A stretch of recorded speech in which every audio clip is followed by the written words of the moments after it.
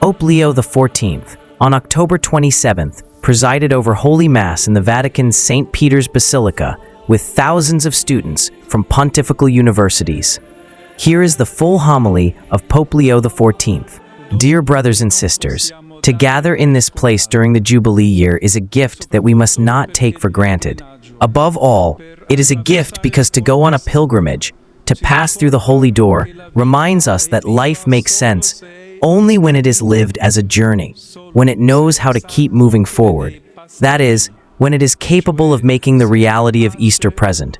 It is good, then, to think how the Church, through celebrating the Jubilee in these months, has been remembering that she constantly needs to undergo conversion and that she must always walk behind Jesus without hesitation and without the temptation to move on ahead of him.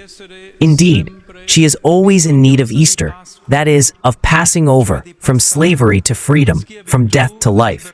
I hope that all of you experience within yourselves the gift of this hope and that the Jubilee may be an opportunity through which your lives can begin anew. Today, I would like to address you who are part of university institutions and all those who, in various ways, dedicate themselves to study, teaching, and research. What is the grace that can touch the life of a student, a researcher, a scholar? I would respond in this way. It is the grace of an overarching vision, a perspective capable of grasping the horizon, of looking beyond. We can see this insight in the gospel passage just proclaimed, which presents the picture of a woman who was bent double and healed by Jesus, can finally receive the grace of a new perspective, a broader vision. This woman's condition resembles the condition of ignorance, which is often linked to being closed in on ourselves and lacking spiritual and intellectual restlessness. She is bent double, turned in on herself, and thus unable to look beyond herself. When human beings are incapable of seeing beyond themselves, beyond their own experiences, ideas, and convictions, beyond their own projects, then they remain imprisoned, enslaved, and incapable of forming mature judgments. Like the bent-over woman of the gospel, the risk is always that of remaining prisoners of our self-centered perspective. Yet, in reality, many of the things that truly matter in life, we might say, the most fundamental things, do not come from ourselves. We receive them from others. They come to us through our teachers, encounters, and life experiences. This is an experience of grace, for it heals us from self-absorption. This is a genuine healing that, just as for the woman in the gospel, allows us once again to stand upright before life and its reality, and to look at them with a wider perspective. The healed woman receives hope, for she can finally lift her eyes and see something different, can see in a new way. This especially happens when we encounter Christ in our lives, when we open ourselves up to a life-changing truth capable of making us step out of ourselves and freeing us from our self-absorption. Those who study are lifted up, broadening their horizons and perspectives in order to recover a vision that does not look downward, but is capable of looking upward, toward God, others, and the mystery of life. Indeed, the grace of being a student, researcher, or scholar means accepting a broad vision that can see far into the distance, that does not simplify problems nor fear questions, that overcomes intellectual laziness, and in doing so, also defeats spiritual decay. Let us always remember that spirituality needs this perspective, to which the study of theology, philosophy, and the other disciplines contribute in a particular way. Today, we have become experts in the smallest details of reality, yet we have lost the capability of an overarching vision that integrates things through a deeper and greater meaning. The Christian experience, however, wishes to teach us to look at life and reality with a unified gaze, capable of embracing everything while rejecting merely partial ways of thinking. I thus urge you, students, researchers, and teachers alike, not to forget that the Church needs this unified perspective for both today and tomorrow. We can look to the example of men and women such as Augustine, Thomas Aquinas, Teresa of Avila, Edith Stein, and many others who knew how to integrate research into their lives and spiritual journey.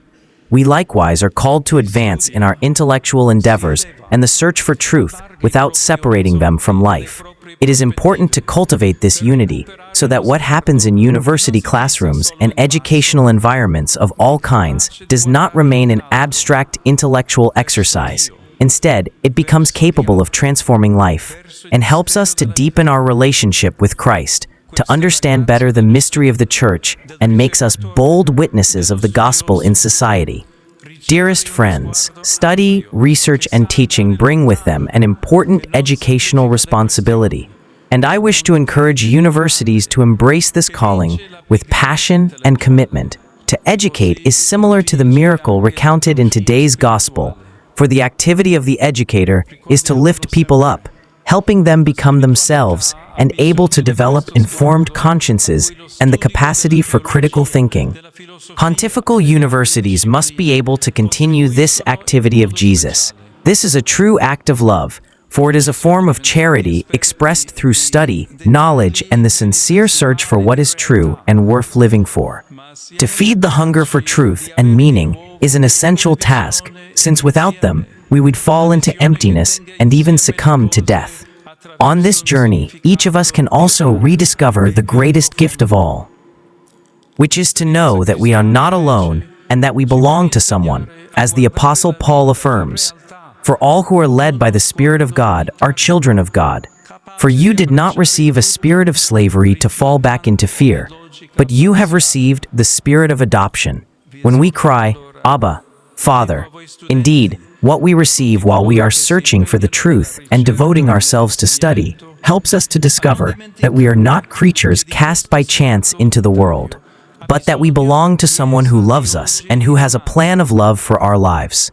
Dear brothers and sisters, together with you, I ask the Lord that the experience of study and research during your university years may render you capable of this new perspective. May your academic journey help you to know how to speak, narrate, deepen, and proclaim the reasons for the hope that is in us. May the university form you to be men and women who are never bent in on themselves, but always upright, capable of bringing the joy and consolation of the gospel wherever you go. May the Virgin Mary, seat of wisdom, accompany and intercede for you. E la benedizione di Dio Onnipotente, Padre e Figlio e Spirito Santo, discenda su di voi con voi rimanga sempre.